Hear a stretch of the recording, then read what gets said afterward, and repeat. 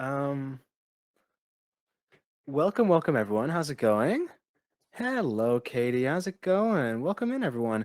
Today hello, my name is Puddle. Roma, Puddle, let's say, because I'm doing the guest star feature.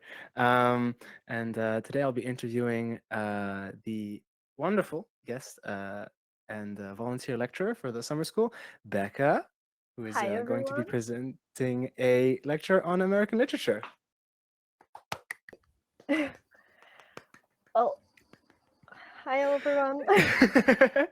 So I think Kitty's trying to flip me. I don't know, uh, but I wanted to say, um, got it. Okay, apparently I'm flipped now. I'm good.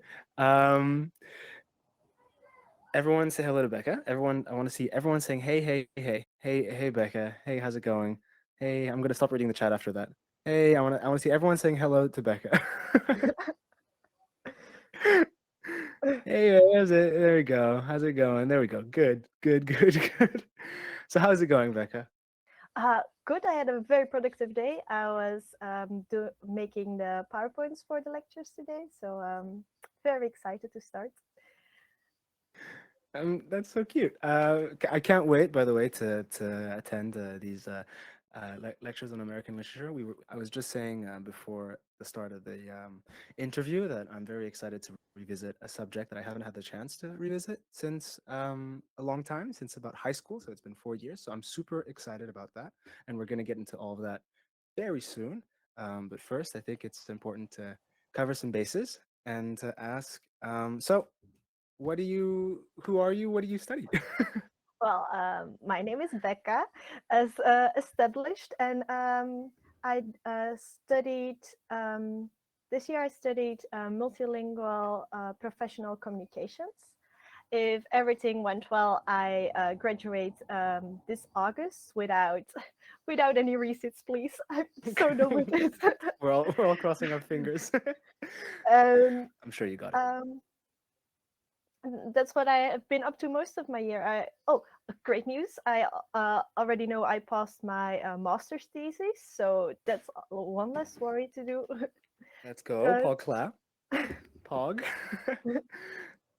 And what was if you don't mind me asking, what was your master's thesis title? I did it around the topic authenticity in food souvenirs. And I approached this topic by asking the research question, um, how do Belgian chocolate shops market authenticity to tourists? So it's a completely Wow. different aspect of literature, but But it's still like the study of language, I'm yes, guessing, and how it's used. It's very cool. absolutely. And so you've already done a master's in translational studies, as I've read. Oh, yes. Yes, and I before that, even then, a bachelor's degree in. applied linguistics. So I always been busy with languages. First, a bachelor's in applied linguistics, then a master's in translation studies, and now another master's linked to linguistics. So language has always been my passion, even though I sometimes have difficulty explaining myself. Communicating is not my strongest suit, but I still love languages. I think you're a very good communicator, and we're very lucky to have you as a lecturer in this year's summer school. Thank So thank you again, and I'm very excited to participate in these lectures. So how exactly did you get into, well, like you say that language has always been your passion. Is there any moment specifically in your learning experience that you remember where you thought to yourself, I really want to go into language? Oh, it started maybe a bit silly because I don't know if you guys remember those early days in preschool where you had to recite little poems for the class. I remember that, yeah. I really loved it, and not to brag or anything, but I was really a really cute little kid reciting the cutest little poems. I really loved it, and my preschool teachers also said, "Oh, you're doing great with that," and that's when I knew, okay, I love languages. I love learning my poems. I love reading. I love reading time when my grandma said, "Okay, now you're going to be quiet, and I'm going to read you Roald Dahl's Matilda." And those were moments I really knew. Okay, books, languages. That's where it really started. And when I grew up, I also had in high school amazing English teachers. And then when I went to university, um, I had I could choose my specialization in Mhm. applied linguistics, and I did a few courses in world modern world literature, and in and then in my master's year, I specialized in literary translation. So Wow. Oh, wow. that's when I really So so really that's my like passion. that's the and so literature translation. So not only like the use of language like artistically, but also like the technical aspect of that use of language. Yes. That's very impressive. I'm Oh no, I just found something I liked, and I said, okay, I'm gonna stick with it. I mean, I mean, still, I think it's a like it's a very rare skill. I recently saw something about the translations of Albert Camus and Mhm. how they were like figuring out how to translate like one of his very famous lines. And one of the decisions actually within translating from French to English was actually keeping some French words. So I think it was I don't know I find it's like a dark art to me. I don't really understand it, but I it's something that when I see it beautifully done, I'm always really impressed. So I'm really And excited for it. what did you think about that decision to keep some French in it? So the argument for keeping French is basically in the first line of this book is in French it's hier ma mère est morte, maman est morte, ou peut-être c'était avant-hier. I think that's the French line, and the original translation into English, the whole sentence was translated saying yesterday my mother died, or maybe it was the day before. But then a retranslation decided to keep the word maman because apparently there wasn't an equivalent in terms of how serious the word was, and like how versatile that word was in Yes. French compared to in English, where there's the distinction between like mom or mom and mother. So I think that it was is an interesting decision, but when I have like this very basic view of language where I just see like language and I'm like, language is a way to communicate. So it's you should just find the way to most efficiently transfer information. But I guess taking the long route sometimes permits a bit more artistic freedom. But have you? So you said that you did literary translation in your course. Yes. Did you have any like particular interesting projects or moments within that course?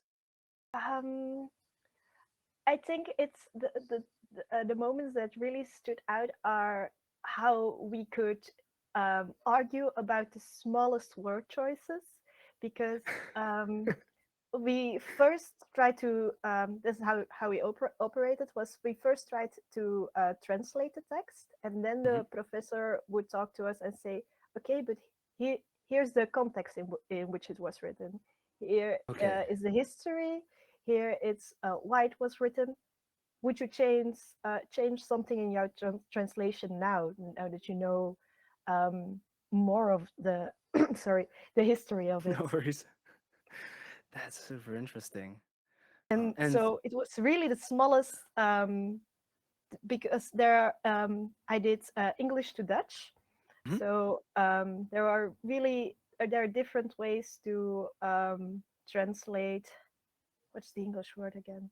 Um, Housemate.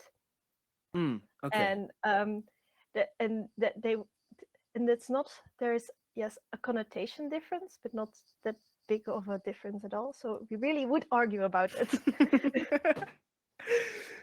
And that's a really interesting point. So you're like incredibly fluent in English, and you're going to be teaching a course on American literature. Having studied translation, I'm guessing, uh, is there a particular direction you prefer translating in, or is there particular, like, do you feel like you interact with literature differently when you speak English or when you were reading Dutch? Is there different vibes to the way you interact with? I don't know how to phrase my question, but I think especially also when you're dealing with translations, like how does the multilingual aspect of it um, I work think for you? sometimes it's difficult to read translated works in Dutch Hmm. because I would think, oh no, there's I'm from Belgium, so there is a difference in Dutch speaking persons from the Netherlands and a speaking person from Belgium. And sometimes I really can read, oh, this is translated by a person from the Netherlands because and not that but then, there's just a different feeling to it. It's their Dutch is cleaner, Hmm. and the Flemish Dutch for the people of the Netherlands feels more archaic or sometimes a bit bored. Yeah, so it's like I don't know if you really can make the same different same uh I can make the same experience of saying, oh, it's British English and American English is not like that, but maybe Maybe it's I the think that would that, closest I can. Um, yeah, so and do you, so do you think there's a in translation like sorry, this is kind of going off track, but I like this this topic, but do you feel like so coming from a scientific background, there's like this really big emphasis on trying to be as objective as possible, removing personal biases from the way you interpret data. But with a translation, I think it's since it's language, how is that something that translators are looking for, or is there a certain sense of as humans we're going to inherently leave our mark on a text that we translate, so it's kind of difficult to fight against that? it's at this point we are right in the middle of it by saying we can be more unbiased than machine translations, for example, Hmm. but we will still leave a very human mark on the text. For an example, people can it's a French example. Excuse my French accent because No it's worries. if you will read if you read in a text if you want, well, wait, I will say it in a different way. If you want to say they are playing with the dolls, Mhm. even if there is one boy that's playing with the dolls, in French they will have to say il The joue. yes, the masculine. Yes. Um, but com- computer translations will not always keep account of that context and just say elle. They will keep the feminine, and so Which is good, right? yeah, I know, but it's also a bit weird that they do not think a boy could play with a doll. That's Mm. more the point I wanted to make. Oh So if it's yeah. or if it's only a group of boys that's playing with the dolls, oh, the boys are over there, they are playing with the dolls.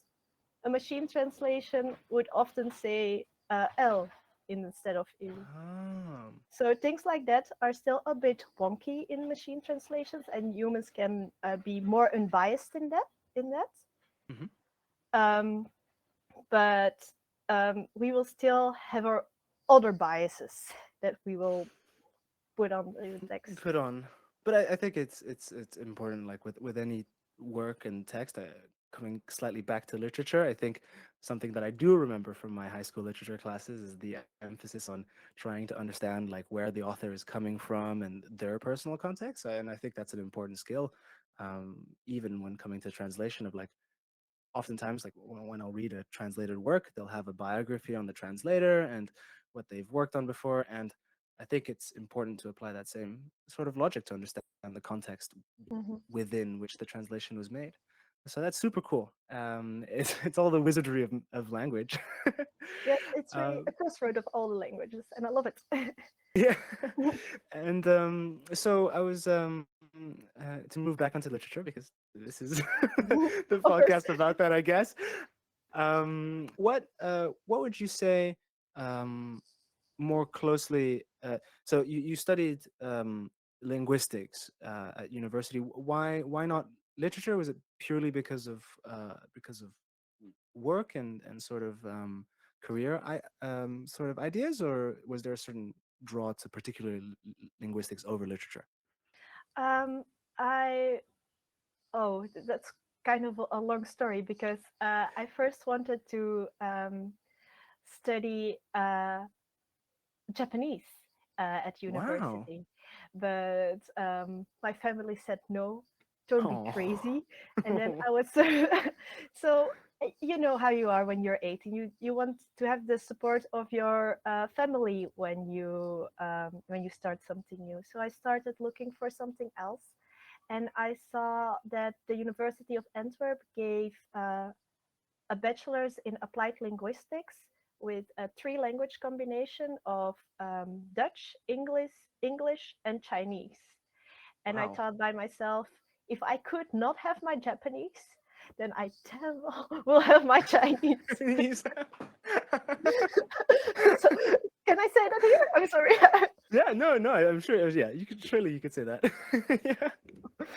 So I studied 4 years Chinese also because I wanted to have an experience with a non Western language.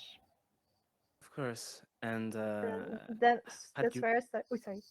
No, I was gonna ask about the Chinese just on a personal point, but then continue, continue. Sorry. I do not remember what I was going to say, Um, so go on. no, I was. How did you find Chinese? Just on a as a Chinese speaker, I was always interested in asking that. Very intimidating. I really loved the written aspect of Chinese. I also had a lot of Chinese professors, and sometimes that was a bit intimidating because they really are a bit different than Western professors. They are very much more stricter. If you are not doing well, they will let you know. Because my last year Chinese, I had during COVID, so Hmm. all the online classes were yeah, all my Chinese classes were online, and we had Tough. when we had to read or speak out loud, I had a moment where my professor was sitting like this, listening to Oh my us, god. Oh my god. and I had a few breakdowns about it because it was I'm trying my best.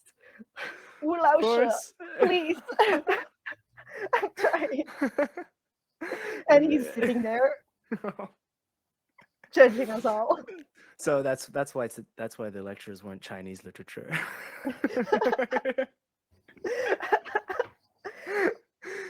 Yes. Oh, I'm No, personally but sorry.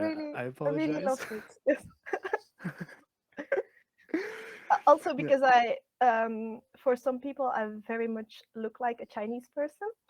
Um they that's just racism, but Yeah, I was gonna say. yes, but I'm Asian, but not that kind of Asian, and Hmm. they had sometimes very high expectations of my level of Chinese, and I was like, no, I do No. not have a level. You have to very quickly state that. I think sometimes it's especially in East Asia. There's a sort of assumption about there's very quick assumptions about what someone should be like. The same thing with me. I'm like, no, I'm not that good at Chinese. And then like when I would read out Chinese at school, like parents are like, isn't like the teachers were like, aren't isn't your dad Chinese? I'm like, yeah, I mean, yeah, but we don't speak it at home. Like, I'm sorry. I understand. Yeah, but well, I mean, that's a really wonderful course with three languages and I'm guessing also there was. Did you say there was a literature component to it as well? You could fill in your components. For my English, I chose to focus on subtitling and literature for Hmm. translation. And for my Chinese, I chose technical translations. So, so as you said before the interview, the translations of legal documents, Legal and documents. sometimes we also translated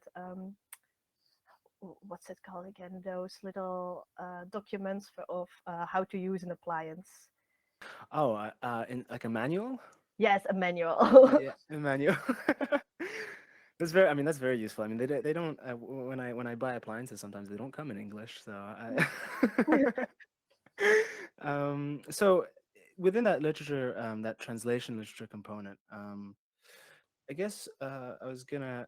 What would you say is like a did you say did you notice any differences between the way literature is taught and interpreted between like high school and university? Like, is it a continuum or do they kind of start from scratch? Kind of.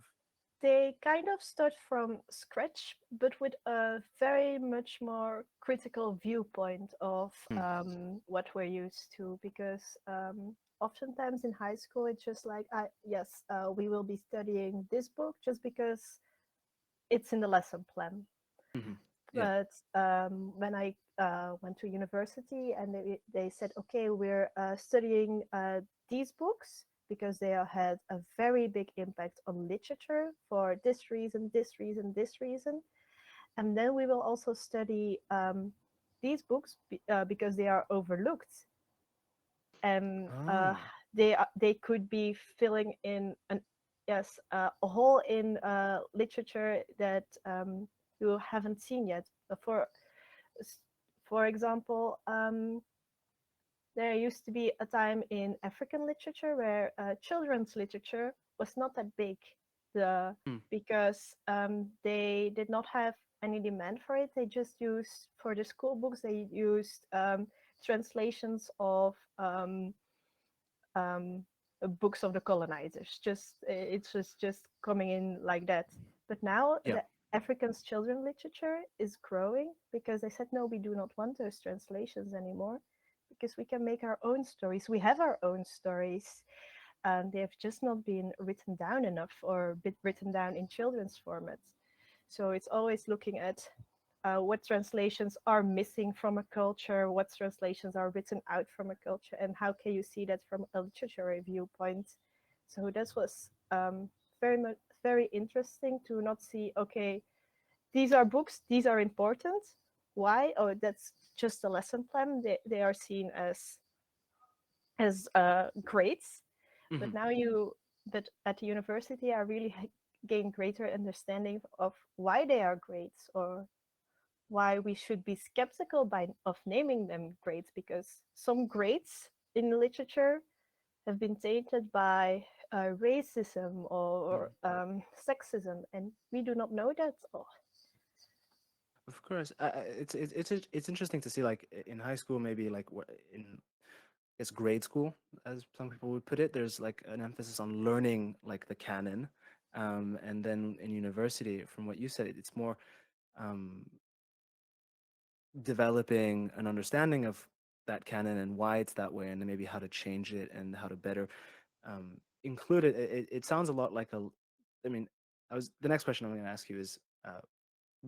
What, how would you define literature? But it sounds a lot like literature um, is obviously it's a branch to itself, but it has a lot of these aspects of history where mm, a lot of academic history now, the ones that I see, is reshaping our ways of seeing the world and how things happen and why things happened, and trying to remove, well, not remove, but maybe nuance a previous perspective. So on that topic, how would you guess define literature as a subject? as a subject. That would be difficult because Hmm. I'm sorry. I'm because sorry for the difficult question. no. I'm happy to answer difficult questions. That's also a part of language we cannot shy away from. So, as a subject, I would describe it as works that had an impact. Mm, And that does not mean a positive impact, negative impact, but just that shaped her part of history around it. Because, yes, for example, in the American canon, you cannot mhm. talk about a raven without thinking, oh, Edgar Allan Edgar Poe. Allan Poe. Yeah. Yes, he has shaped that author has he just claimed an animal for himself, so you cannot just decide, oh no, that's not part of literature. So everything that has an impact Mhm. could be described as literature. For example, I even think Harry Potter could be uh, literature, because you cannot tell me that that series, positive, negative, Mhm. impacted how we interact with fantasy books or young adult Mhm. books. And actually, I think Harry Potter is a really interesting point of view because obviously negative, positive. The author has had a lot of controversies, notably for being a transphobe. Um, Hmm. Absolute, which yes, yeah, absolutely. but I think it's also interesting. Like it's not the first major novel that was turned into a movie, but I think it is a major, I guess, piece of like mixed media at this point, like modern mixed media, which was actually what I was going to go into, which is would you, when you're in school, literature is seen as written works. Would Mhm. you say that that's an aspect that is literature, the fact that it's written, or is it more the study of stories? I think you can call it a study of stories, because there are a lot of cultural traditions that will remain oral. That's just Mhm. how some cultures work best. And I think it's just a very Western idea, or a very yes, recent idea, that everything should be written down. A great example are the stories of uh, the Thousand and One Night, the Mhm. Arabian stories. Yep. A lot of those stories started off as just Arabian oral stories, but and then Orientalism came along, and people were like, okay, we should write this down, because I want to I want to take this back to my family back in Europe, so let me write this down. And it started off as a few stories, and then they added a lot of their own stories. So if you it's true, if you go, That sounds that's I never knew this story. It's really interesting. I yeah, I never so knew this side of things. there are, if you uh, there is one of the originals, Thousand and One Night. I forgot who assembled it, and who wrote some of the stories.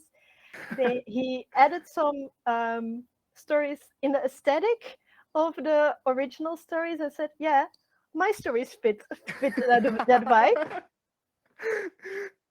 This could pass.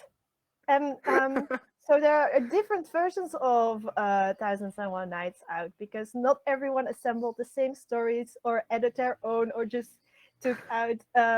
So just it's oral tradition written down, and then it became a bit tainted, and then it's just, I think we miss a lot of the oral traditions, because I don't know how often um, your grandparents just told you stories out of their head, because mine were always, okay, let me pick up the big fairy tale book, and then I will tell you, because but they know these stories. If I would ask my grandmother, can you please tell me Little Red Riding Hood, she could tell it. Everyone could Mhm. tell Little Red Riding Hood, I but haven't she gotten would to the end of it. oh, sorry. I haven't gotten to the end of Little Red Oh, Riding Hood, so don't spoil sorry, anything. I will not spoil it. Uh, No, sorry. yeah. But, but she would prefer to read it out loud from our fairy tale book.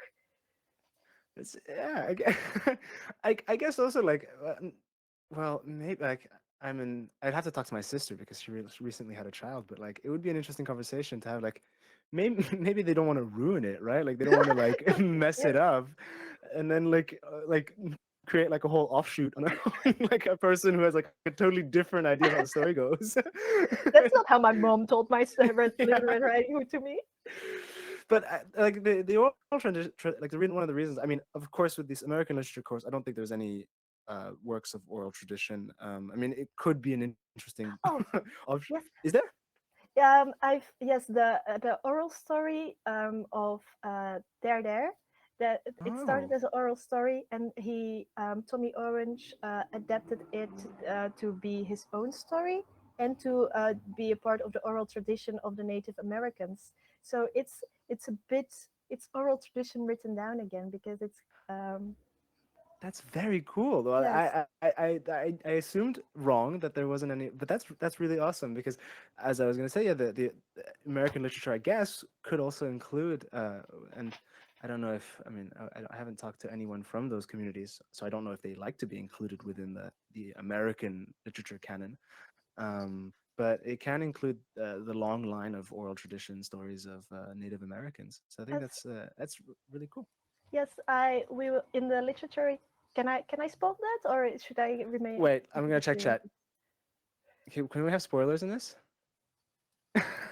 Can we have lecture spoilers? Can Yeah, okay. There's a green light. okay. One of the books I want to talk about in the lectures is the book by Tommy Orange. There. He is Native American, still living within his tribe, and Hmm, he received a lot of praise for that book. So I'm very excited to include him in the storyline. Yes. I was gonna ask about this. So they're written by as an Native American still living within his tribe. When analyzing a work of literature like this, how much um, analysis of because on a certain extent, like I guess if you analyze the context of European work written by someone that's like I guess a white and a man, Hmm. um, the a lot of that context and historicity work um, is not done within the framework of oppression. But how much, when analyzing an author that's Native American, but writing down oral tradition stories in English and in the context of the United States of America, which has not had the best relationships in the past, to say the least, with Native Americans. Um, how, how does that context work? Like, how does it get done? Like, um, will we, of course you analyze the history, but do you sort of to a certain extent analyze the writing style and maybe how the author is trying to break out of like taught writing styles that might not convey the original story Oh, as well, like that's a good question. I think it's a very interesting aspect of the course, but I don't think I really focus on the linguistics aspect. I'm really mm, focusing on what the context is, what hmm the feelings they are trying to convey, and how they how this book could give us a deeper meaning of what the relationship status between the writer was and the rest of society. hmm So I mean, that's very fascinating. I really cannot wait. I really cannot wait. And a small tangent. I just want to go on a tiny yeah, little tangent. You mentioned Arabian Nights, and how it was like originally transcribed by European authors. How does that like? So I'm guessing some of these stories must have been originally written by well, oral tradition, coming from like Arabic speaking communities, then transcribed into European languages. And then I'm guessing some of these books have been retranscribed into Arabic. how does how does that Probably. Yes. like that's crazy. Like imagine the amount of like I guess historical baggage that Hmm. that that story must get. Yes, Is there like, yeah, sorry. sorry, no, no. Ask a I was question. gonna like, I was so excited for is this. there like is Oh there God, any I love this. authors is there any authors that are like maybe trying to go back to the source? Is this does the source even exist anymore? Oh, to be honest, I don't really know how often Mm, that happens within non-Western literature. I know it really it happens often within Western culture, and that Shakespeare is has been translated and translated and translated over again because every translator thinks, oh no, that's not how Shakespeare meant it. My understanding of Alden English is better than those people, and that I know that happens a lot of the times. And I know Penguin Books is trying to just give an official version always, but they all it's always different. So that's a very interesting question. I should look into it how it happens in other cultures, because I guess. I, I'm I try to be I try to know literature of a lot of cultures. I really do, but sometimes my knowledge is not that in depth about a lot of. It's like I mean every culture is like an endless like Mm, well of, of like knowledge and stories and information. So to be in depth in many things is almost impossible. But I guess it's like the curiosity of it that asking the questions and something I've noticed I think in every single course that I've done at university is lecturers will try and instead of teaching information, at least the good ones will try and teach like what questions you should ask mhm, because they know down the line. I mean, is there any in like I don't know if you've been thinking. I mean, I guess when you're doing the course, you've been thinking a lot about literature. Is there any interesting literature questions that you've been asking yourself? I guess while doing this course, while preparing this, like things that you're like, oh, I wonder if I'd like to know a bit more about that. It's fine if there isn't. yes, sometimes I like to know how it's translated in other languages because I know how, for example, we will cover the book Miss Dalloway by Virginia Woolf. And I've Hmm. read it a few times in Dutch and in English because I was really trying to figure out what happened with the Dutch translation because Mm. the English version really has it highlights more that it's Mrs. Dalloway. She does not get her own name. It's the wife of Mr. Dalloway. Hmm. That's who she is. That's her whole identity. And I think it's just it misses from the Dutch translation because in English you have Mrs. What was the third one? Yes, Miss, Mrs. and then Ms. Like when you do Ms. not Yeah, know I think what there is is Dutch. Ms. I Yes, never know how to write them in emails. I just yes, to whom it may concern. yes, and so and it's in Dutch you only have one translation. It's just mevrouw, and Hmm.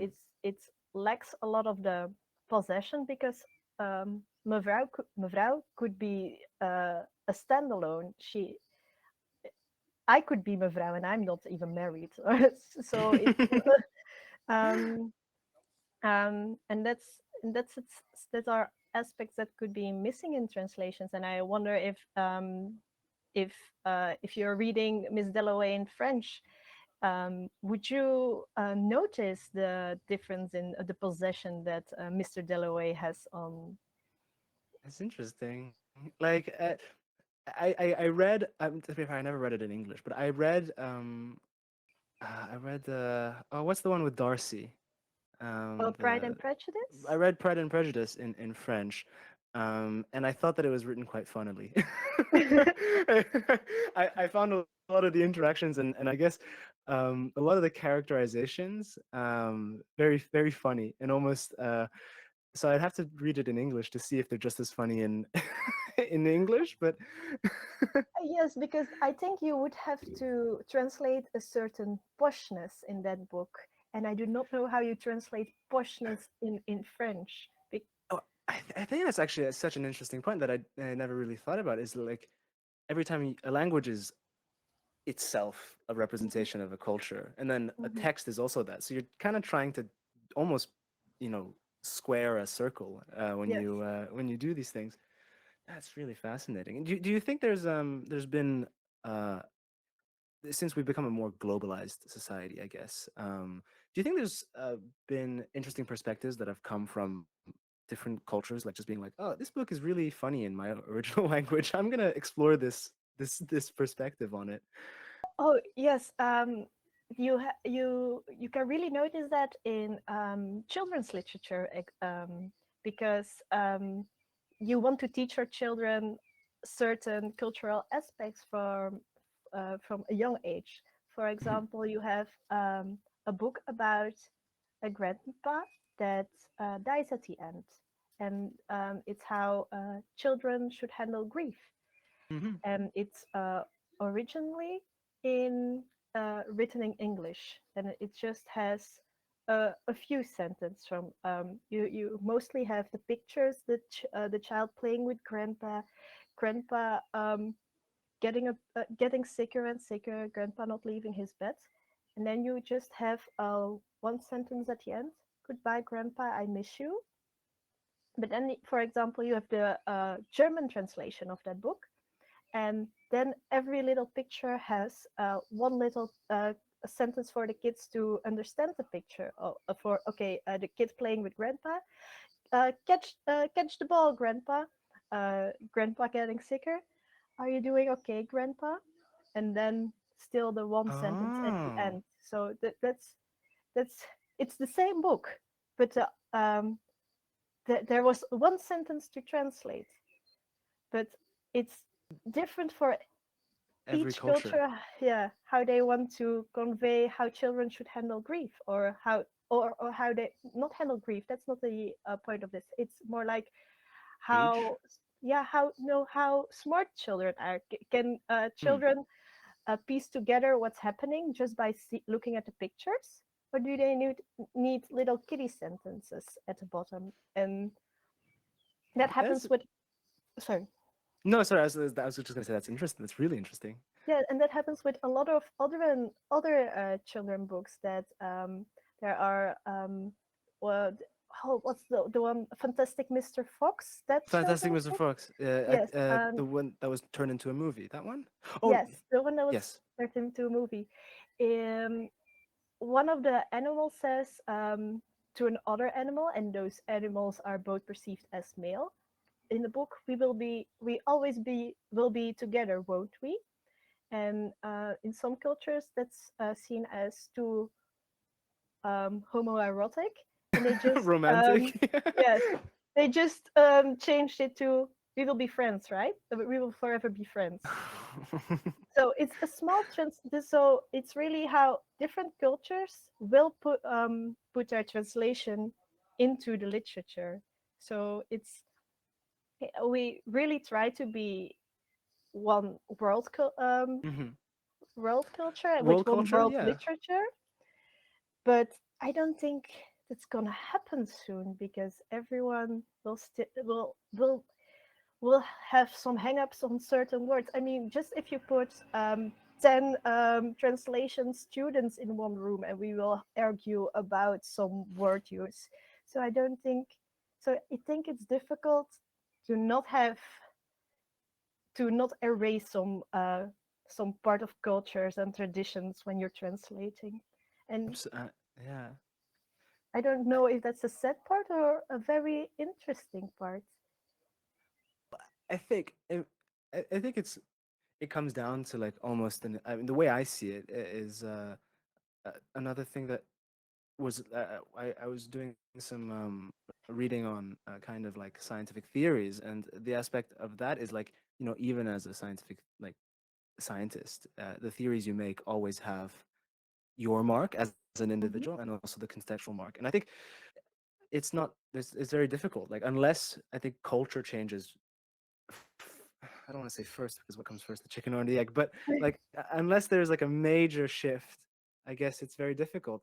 And unless, really there is a sort of osmosis between cultures, because despite being globalized, despite having media, literature being shared between different countries and everything, it's still adaptations.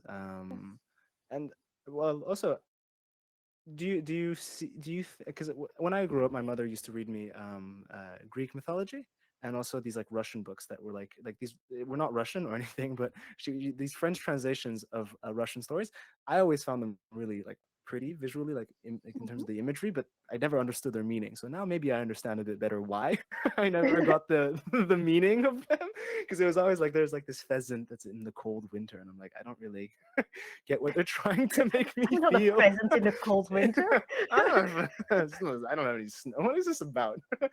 um, but on the topic of Greek like mythology, which will be covered also within this month later. Well, it's these stories are almost the translator and the interpreter, the writer of the story is almost trying to not adapt the morals to like a modern time, which I think is uh, an interesting opposite. And like it's surprising that these stories have gone through the oral tradition and then gone into writing, and have still retained a lot of their very archaic morals.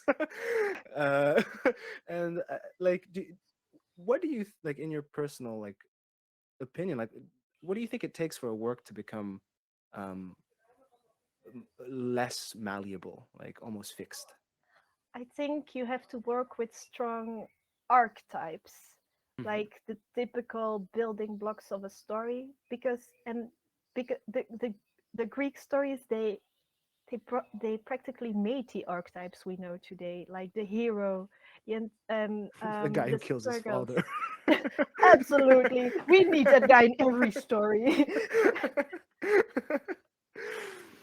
No, so, no, but I'm making myself clear, right? But that's Yeah.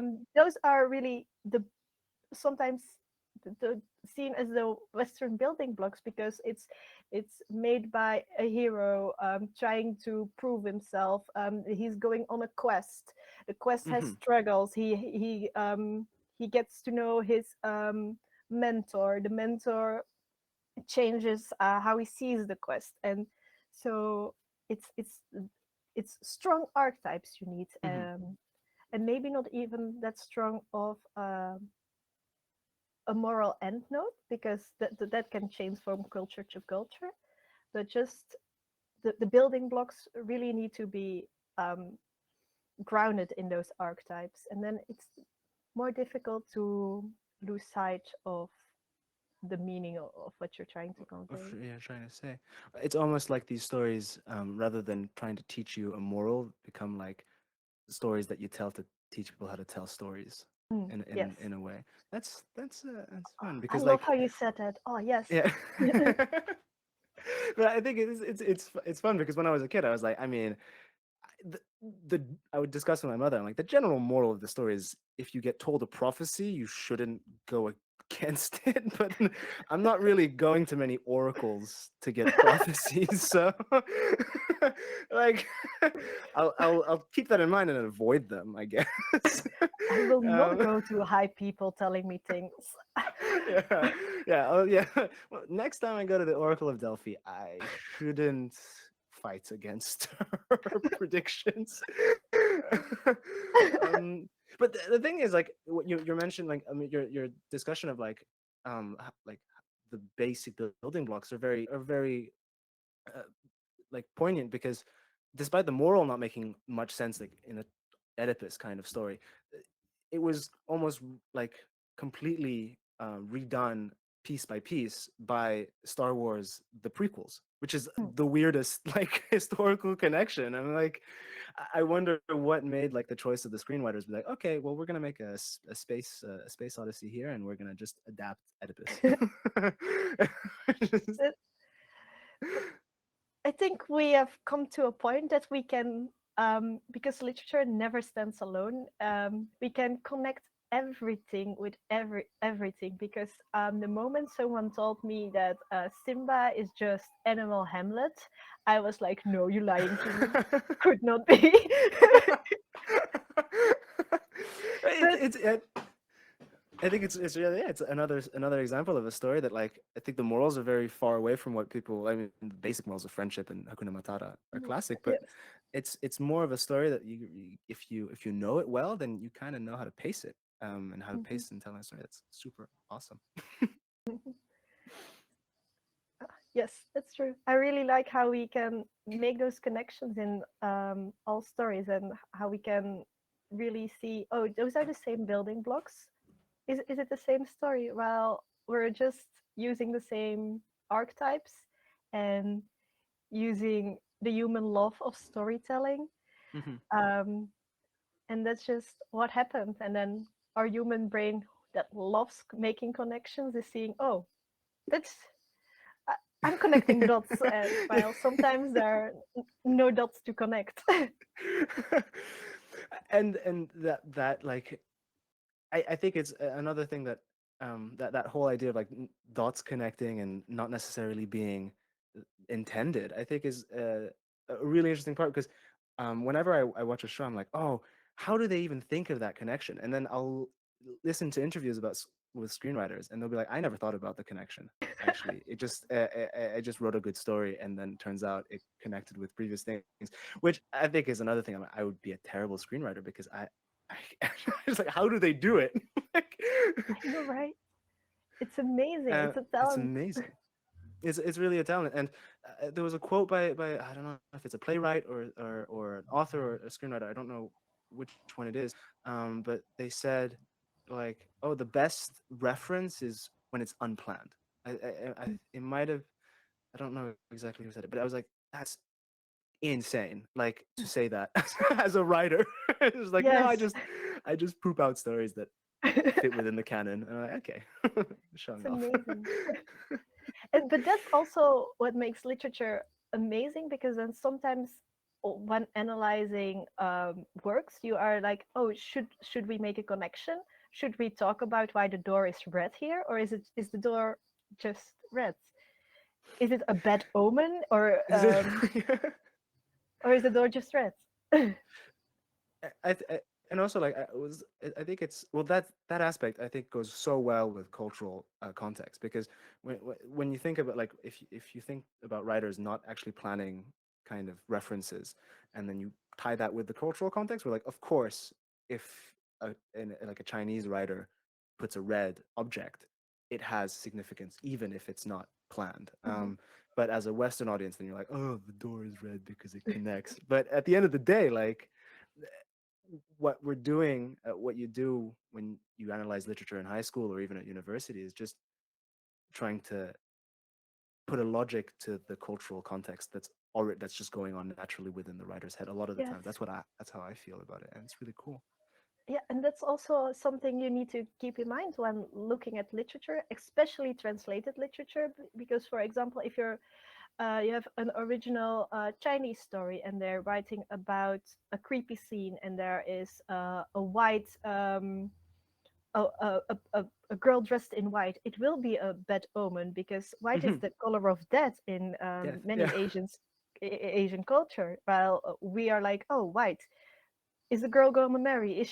Does she comes in peace? What's with the girl?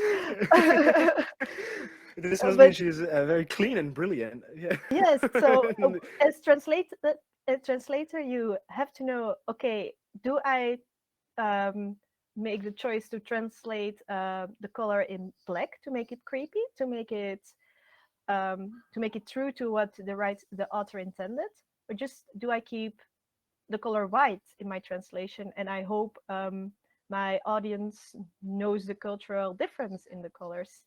And so you really need to keep that in mind when looking at translated literature, what's happening in cultural context. So that's why I'm also choosing American literature for this course because um, American ideas and views have been central to the Western culture for quite some time now. So for example, there are a lot of references in Friends that are Hmm. only that you can only get when you are American or an American person at that time. That would not go that you would not understand, but because a lot of us have been consuming American media. We have been online where the main language is mostly American English. Hmm. We are so primed to know, oh, that's the American reference. I understand that. So so so so that's why I chose American literature, because that's sort of baseline for all of us right now. And perhaps also it's an interesting, it's also a very interesting aspect to look at because it's going back to the source. Because when we look at American culture, we tend to almost create a web of references rather than understanding what it comes from. We just like, oh, like, you know, I mean, I don't try to say that I have a better understanding of like slave time America, but like a lot of that references will come from movies like 12 Years a Mm, Slave or Django Unchained. And going back to maybe the source material that isn't directed by a white guy is mhm. probably best Yeah. to get the context or to understand better like that um like the real historical aspect of it and what something can be passed off as a joke, even an innocent one, can have its roots within a much more, you know, hurtful time. So I Yes. think it it makes us better um, people, and it makes us more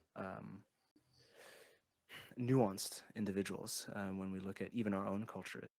I mean, in France, language has been going through reform after reform, and the French tend to push back against a lot of reform. Um, but it's important to to look at our past and Yes.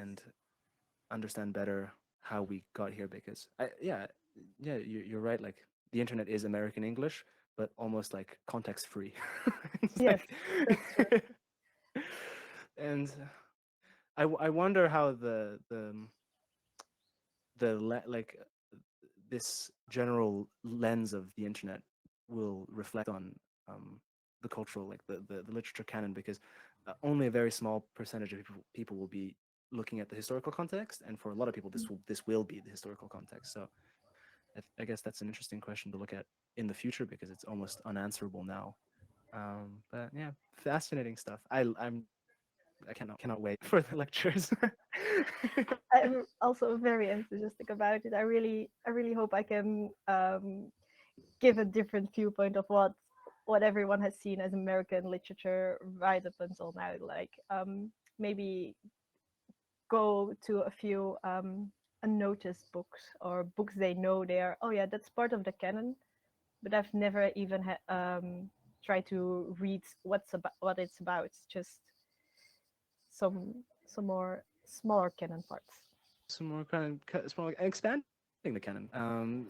Pieces that, I think when it comes to like discussing whether or not this piece should be part of the canon or not, it's really like a you need to share that work with a lot of people because the canon isn't something that's like decided by one academic. Mm-mm. It's it's a general sense of, oh, you know, I know this work, I know that work, as you mentioned, Edgar Allan Poe and The Raven, which I haven't read any. I should really. I think the the books that the American literature books that I really want to read, apart from the ones you'll present, of course, I'd love to look at Lovecraft and Lovecraftian horror. I know the guy is like super problematic, Mm-hmm. and just a terrible dude in general.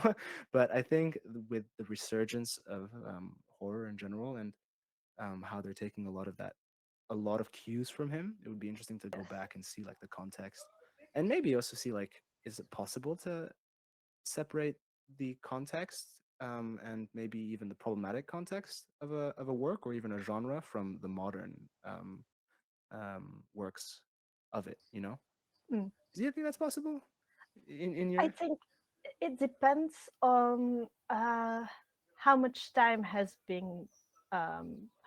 passed. Mhm. Because, for example, if you are now trying to say, okay, I can still buy a lot of Harry Potter merch without it doing harm to someone, I don't think it's possible. But if you say I I can buy a Lovecraft book without it doing harm to someone, I think it's possible because Mr. Lovecraft will not get any money for that. It will be going to his family. I honestly hope his family has Aren't horrible people. yeah, aren't horribly people. I hope they have grown and noticed. Oh no, we can be blatantly racist. Yeah. Um, I hope they so I think it really depends on um how much time has passed, because if you now buy a Harry Potter merch, J.K. Rowling will say, "Oh no, look at how much support I still have. Those people Yeah. agree with me," and she literally has said that. She has So said that. It's a so terrible take. yes, so it you can I think can write you can divide the author and the work if first of all you know the context and enough time has passed that you do not do any harm by buying works or spreading word about the work. Yeah, and I, also, empowering the author, which is a terrible. I yes, mean, if Mr. yes. Lovecraft was alive today, I think it wouldn't be a very good idea to buy his No. books. And maybe still buy his book secondhand, Yeah. just to be sure. And just the interview is going on a bit, but I wanted to.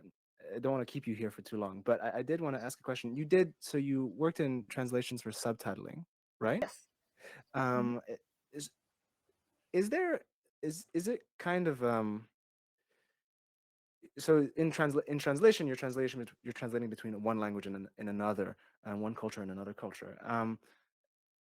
Have you as a literature enthusiast, have you thought about maybe the implications of translations between medias, um, between like written work and the, the film, or like a show, or like the visual media? Like, Oh, is there yes. yeah. So, I know that was a yes fun. Yes, keep. I think I know where this is going, but Mhm. keep talking because I uh, really want to be sure that I know where this is going. but yeah, so going from the 'cause, in the series, like in American literature, a lot of these works have been translated into movies and into shows, and a lot of the works, even smaller unknown works, have been turned into like shows. And how is the how is that, as a enjoyer of literature? How do you approach maybe a movie or a TV show based on a work of literature that you really enjoy? I know most of us will agree when we say the book was better. Yeah. I think that's a typical experience. I only have experienced one time when I can honestly say the film and book were on the same page, and that was War Horse. It's a movie about the uh, World War I, about a Mhm. horse that's trying to find. It's a farm horse, and it lives through the 4 years of war and gets back to its owner. That's how. Mm. Wow. That's one of the and that was one of the only books I can say that was translated beautifully on film. On But film.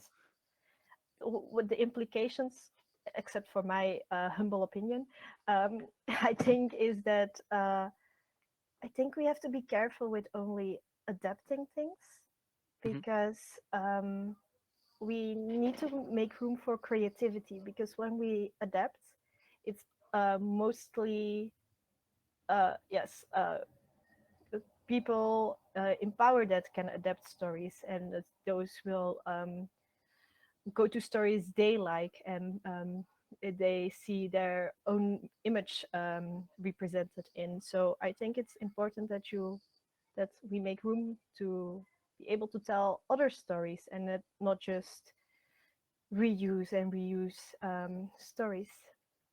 Yeah, that's.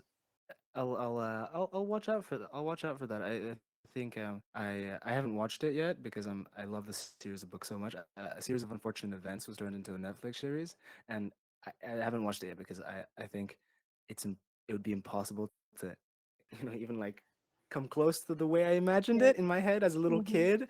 But I think going through this set of lectures on American literature, analyzing literature for a period of time, because I haven't had the chance to do it. I think I'm very excited to regain some of that critical thinking that I haven't had the chance to exercise really. But I was gonna ask, so how's the structure? How is it gonna be? The lectures.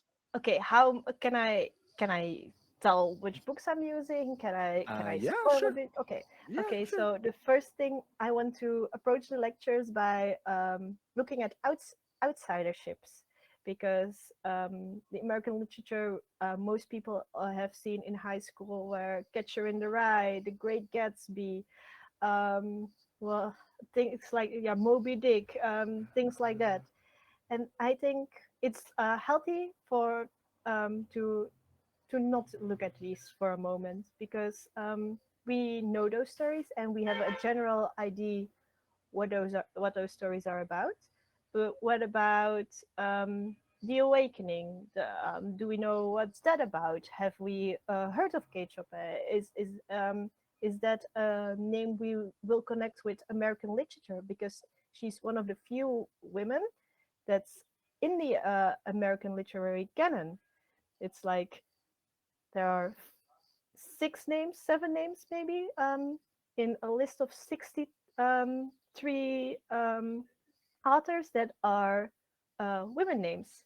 So Hmm. maybe we can look at those names, see if we connect with them, and then that's one cluster, one part of the outsidership I want to look at, and then the outsidership of American authors that are people of color. Then we can look at Frederick Douglass, that was one of Hmm. the first slaves that wrote a book. And an interesting part of um, slaves that wrote books is that they always had a white author's preface. Am I saying that word, yes? Yeah, yeah. Right? Yeah. I think my brain is coded in French, so I'm not going to be able to give a, a good Because preface. that's one of the words I only read, like preface, Yeah, preface, whatever. preface Which in French, I guess. I don't know it in English.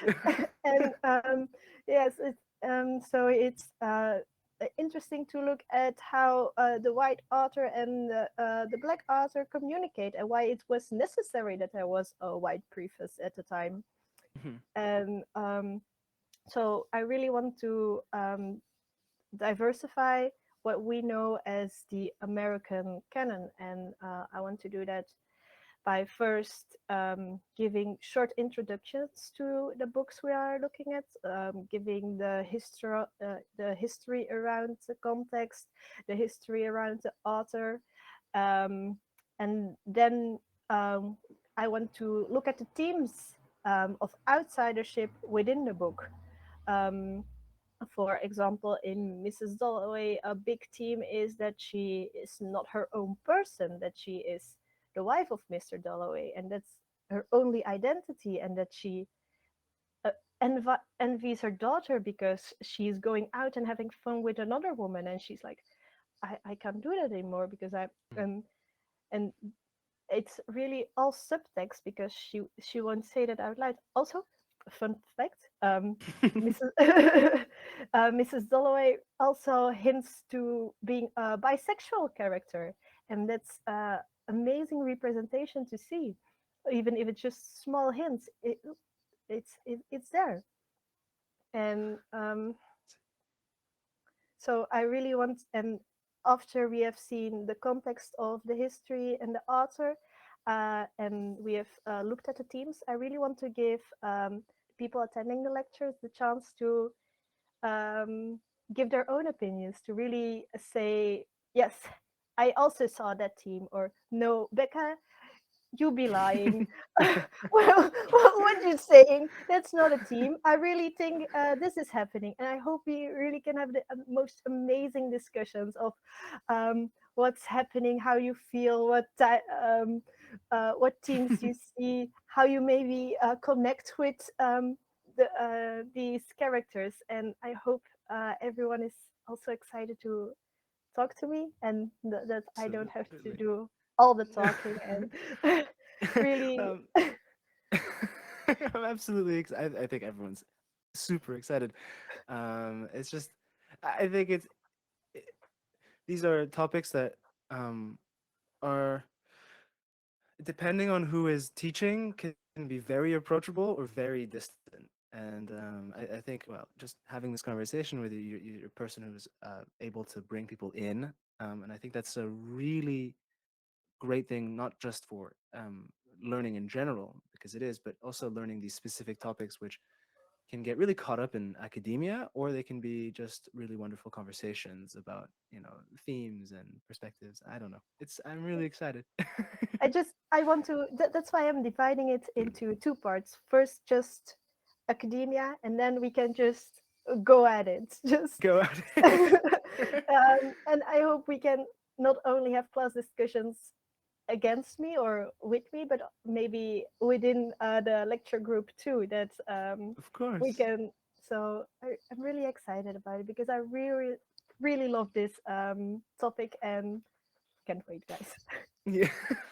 I cannot wait. It sounds like such a great great time. And also, like, I have a soft spot, I guess, for American literature in general, because it feels, even though it's not as it's still literature, it just feels more approachable. This, I know the merits of all the literature history, but I guess when the characters speak in a way that's more similar to me, I guess when the characters um, even, simple things like describing their environment, and it's almost recognizable, I have a better time imagining it, I think. And Mhm. um, when I interact with literature, um, it all happens in your own head, and I think when I read like Shakespeare or something like that, I just can't realize what the characters are going through. I'm like, what kind of castle are they in? Is it like a big, beautiful one, or is it like a stone, like Am I mossy, thinking craggy ruins? castle? Yeah, are we thinking ruins? Are we thinking knights with swords, or knights like all dressed up in cotton? And for me, I guess with American literature, I'm like, oh, that.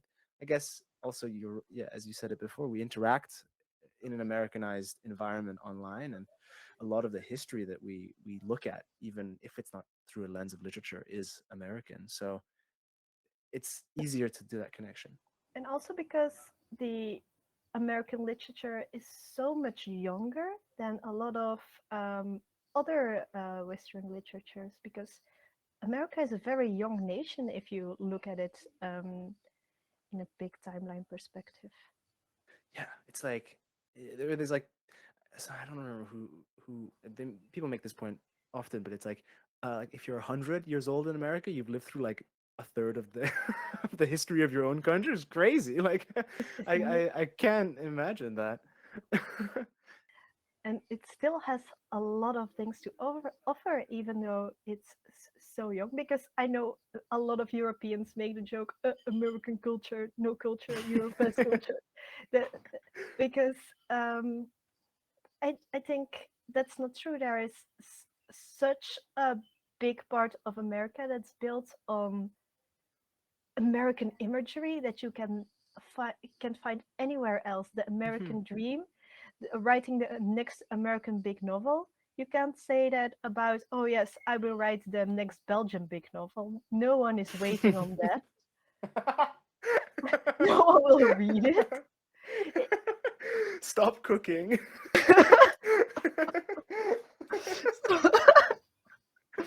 so it has so it's built on so many dreams and on so many hurts also Mm. that you can't erase that part. It's dreaming and hurting and being proud of being an individual, but also being part of something so much bigger than anything else.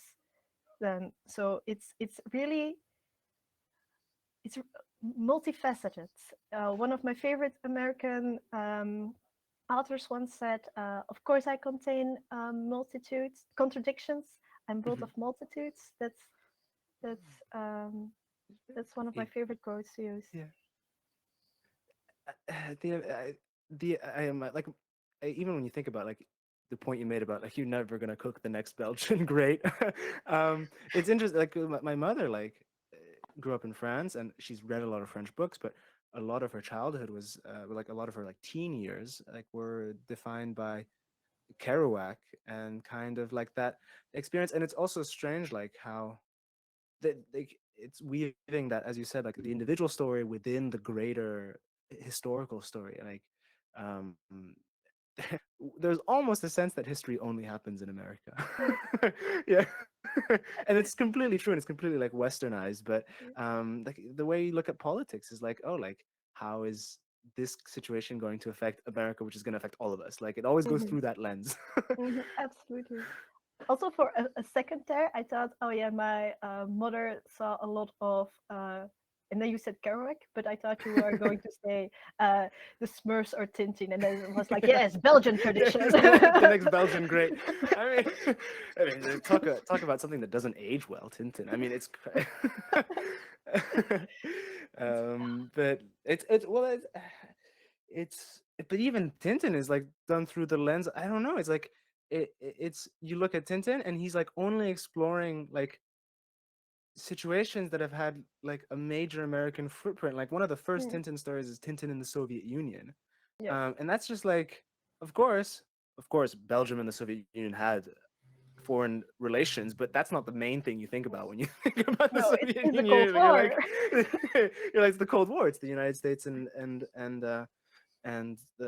Russia and the Soviet Union in the past. So yeah, I didn't realize really like just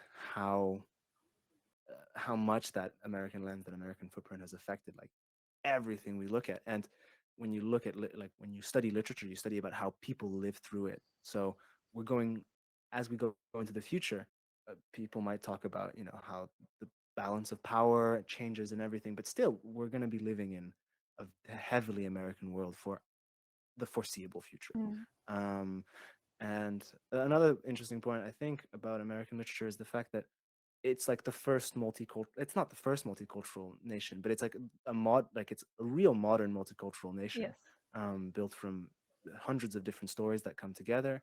And we're going into a world that is more and more interconnected, and it gives us a not a framework, but maybe some lessons that we can take and not do again. The whole Learn from segregation thing was history. pretty bad. I mean, I guess, but Yeah, this was terrible actually. So we should definitely not do that again.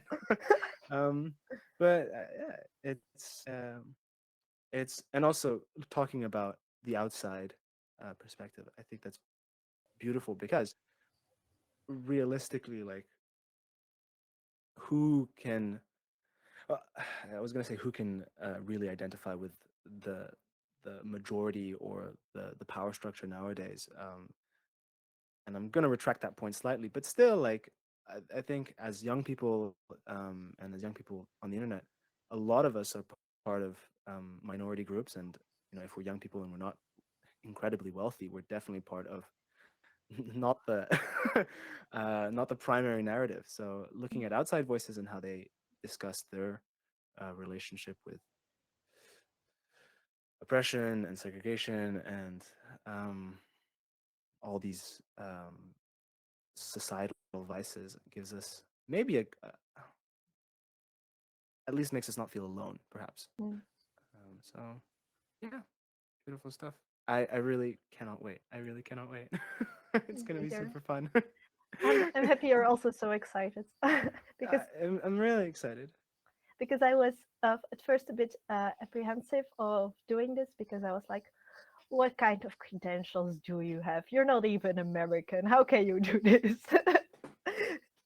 But I'm very happy I can be a part of Erudita and be part of this whole community and share my passions with all of you.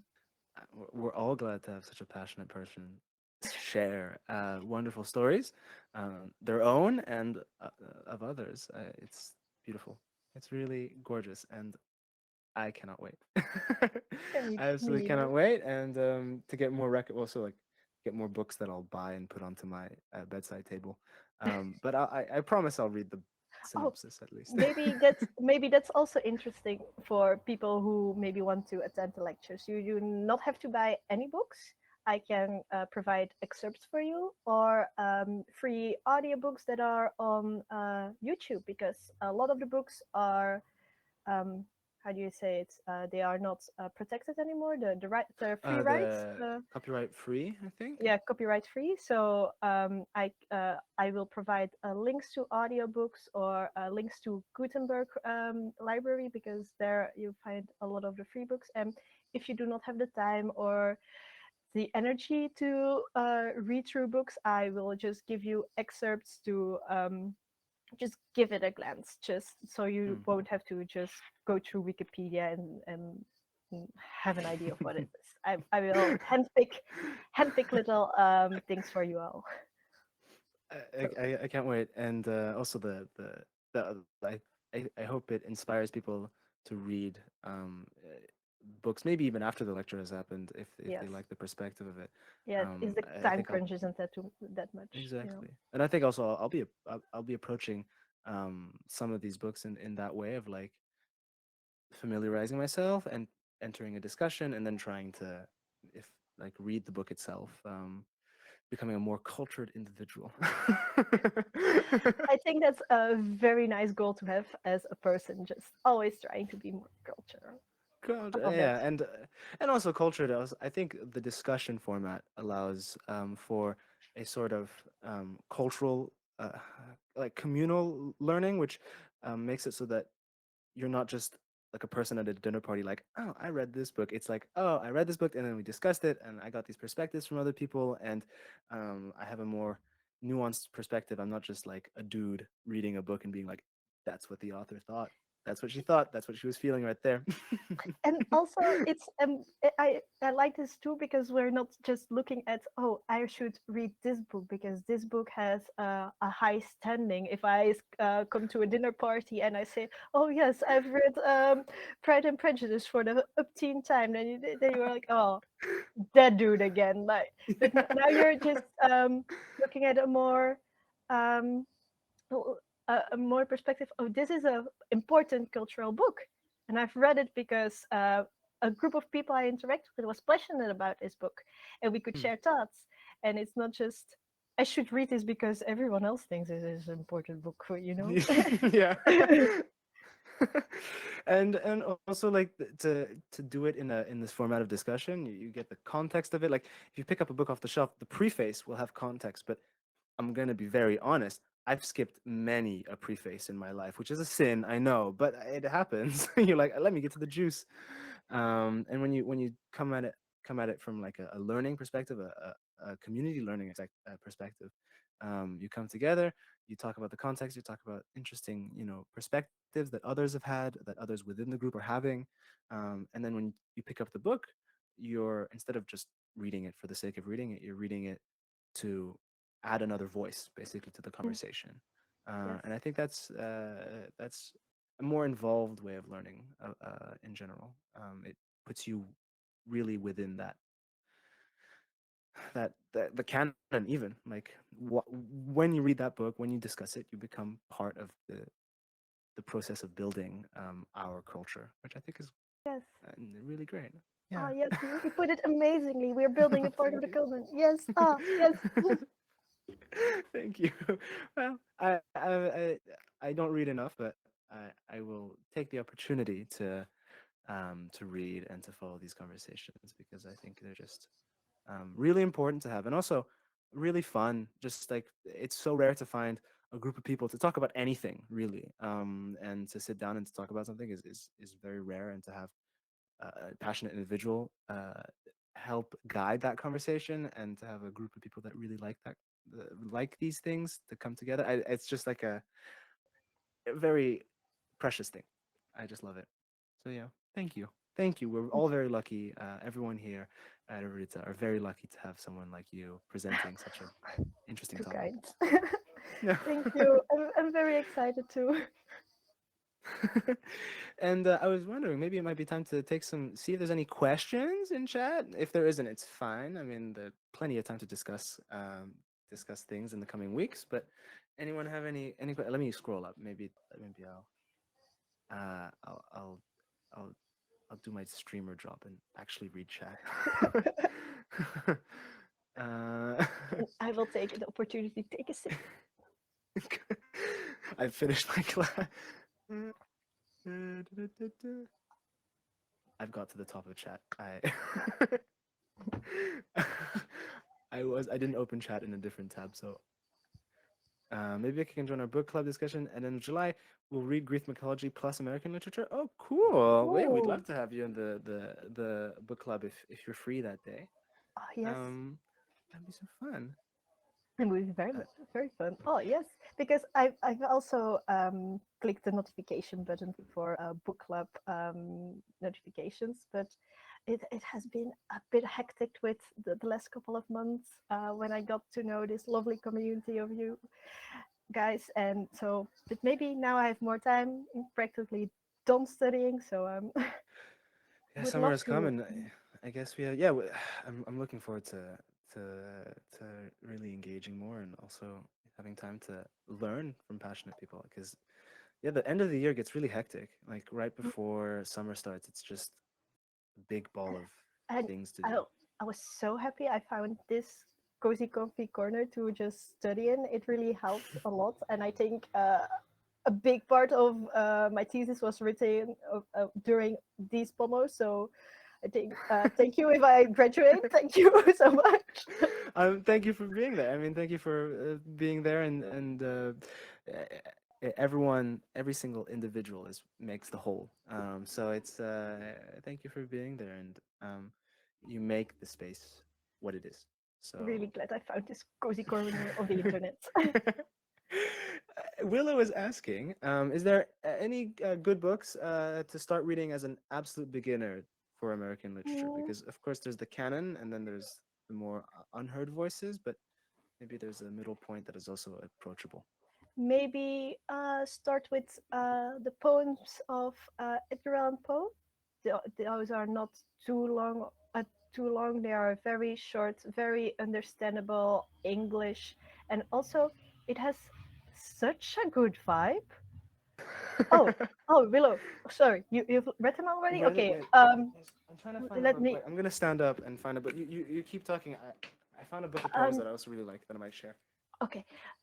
Maybe it's a bit more exciting is writing On the Road Again, written by Kerouac. It's written in by just not thinking of anything you're writing. It's just writing, writing, writing. It's a stream of consciousness. That's the word I was searching for. So it's very immersive and it has long flowy sentences, but it's um, also I think beginner friendly because it's not too heavy on word use. I think that's Hmm.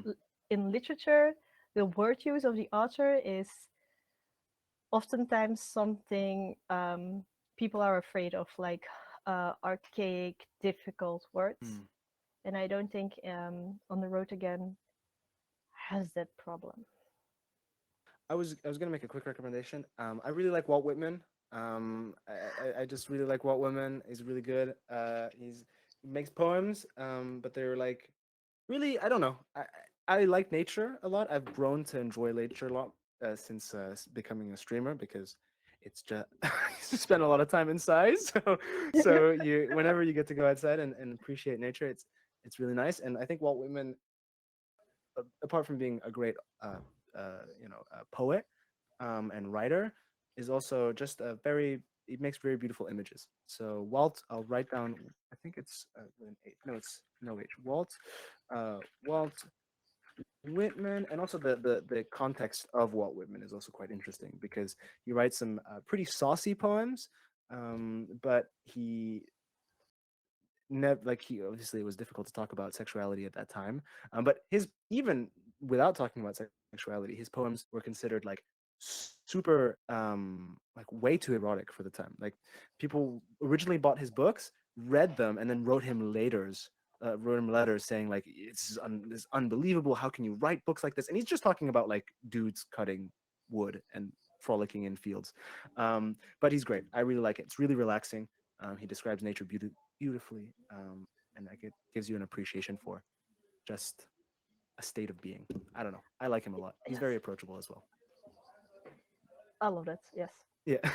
Also because he's one of the first person that started American literature. So it started with him and a couple of other guys. So it's their essays that brought the beginning of American literature. So it's amazing. it's the boys.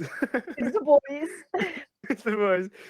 Um, yeah, and like come on, like his the back of the book is a singular quote saying it's written. I bought the French version because it has like gorgeous pictures, and oh, that's TOS. That's also TOS. Walt Whitman was a very saucy writer, and like it's just like gorgeous, man. Like come on, like how can I? Like come on, man. But the back of the book says like a comrade. I don't know if that's an original translation, but it says comrade. This is not a book. Who touches this touches a man. I'm like, whoa, that's some pretty saucy stuff. He has a way to be romantic that is like I don't know, very simple and very. I just like him a lot. He's great. That's I my love little it. I love fan. him too. Yes. That's my little fan club for Walt Whitman. Come Can I on, be yeah, part of it? yeah, sure. You can be part of the Yes. Whitman fan club. Yeah. I have to read more of Walt Whitman. I love him. My mother also, and the French translation. I mean, obviously, this is only talking to French uh, readers. The French translation is done beautifully, and if you're a French person, they made a whole collection of these books with the flower illustrations and these like American authors. They also focused on what's the word that you use for authors that are like uh, more like voiceless, like that haven't been in like not men basically. What's the word? Outsidership I use. Outsider.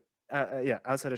So the collection focused on obviously Walt Whitman and a bunch of the founding fathers, but also a lot of more outsider voices. So if you're a French person watching the recording, or if you're here, this is a great collection, and it's Les Belles Lettres, the beautiful letters, and it's chef's kisses. Very expensive books, but man, are they worth it? So yeah, that's that, and I might have to. My phone is close to dying, so I might have to um, end things here. Oh wait, question to Becca. Wait, Rioni has a question. Sorry. Oh, yes. Um, doo-doo-doo-doo-doo.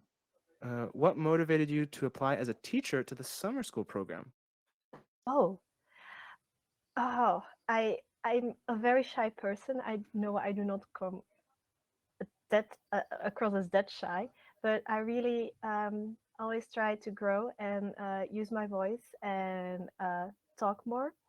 And I thought, okay, this is a great opportunity to be part of an amazing community that's helping me so much right now with studying.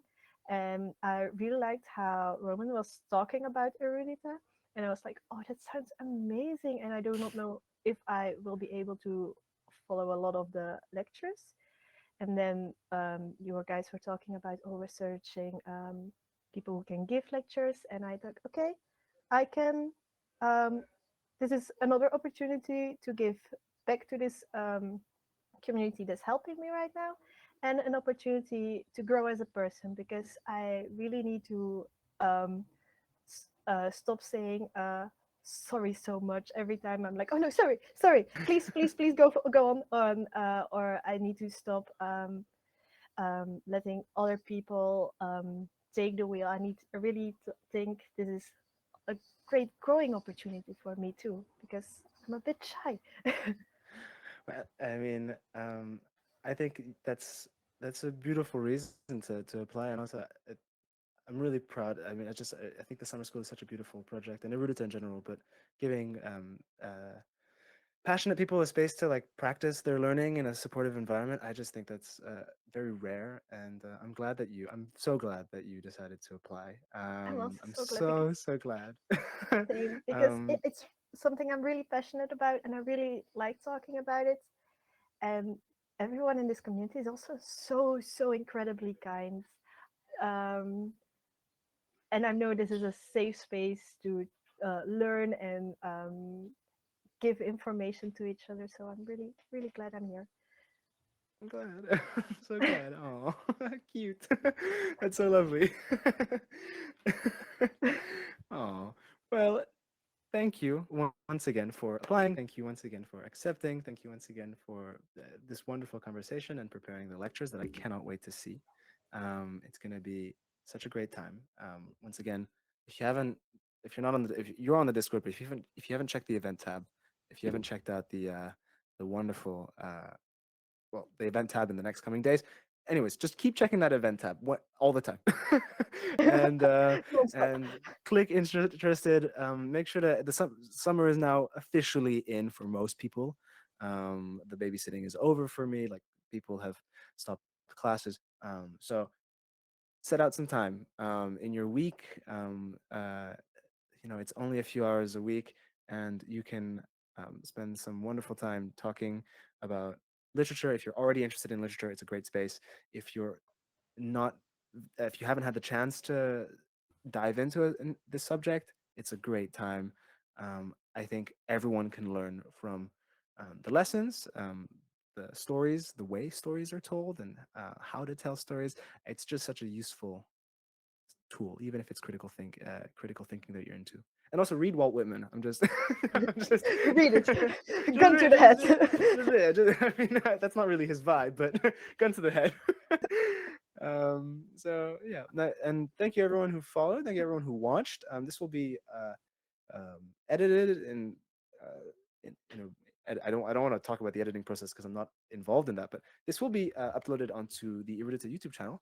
So if you only got the end, or if you would like to watch it all again, or if there's a specific point that you're interested in, um, there's the YouTube channel where you'll be able to watch that, and you can take notes because Becca said a lot of interesting things today. So yeah, thank you all for being here. Thank you, Becca, again. I can't say it Thank you enough. all so much. Thank you.